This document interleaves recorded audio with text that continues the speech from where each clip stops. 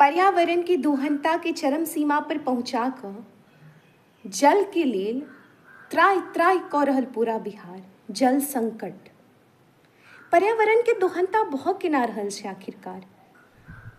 लोग अपन आवश्यकता के पूर्ति करऽ लेल पर्यावरण के अंधाधुंध दोहन कऽ रहल छै, तऽ पर्यावरण तो अपन प्रकोप दिखेबे करते।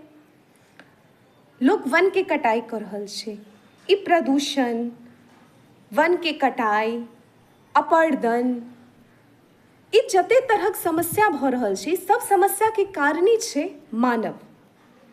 अहाँ अपन आवश्यकता के लेल पर्यावरण के एहि तरहे क्षति पहुंचा रहल छियै जे पर्यावरण आब अपन विशाल प्रकोप देखा रहल छै। और ई प्रकोप सिर्फ बिहारे नहीं, पूरा देश के एक दिन देखा पड़त।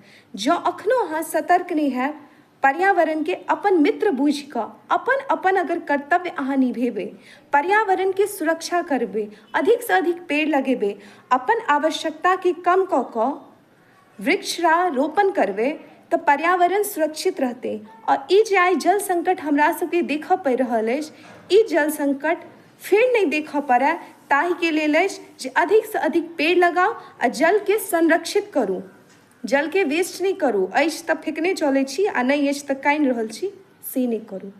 पर्यावरण के सुरक्षा करियौ, नहीं तऽ पर्यावरण एक दिन बहुत बड़का प्रकोप दिखायत।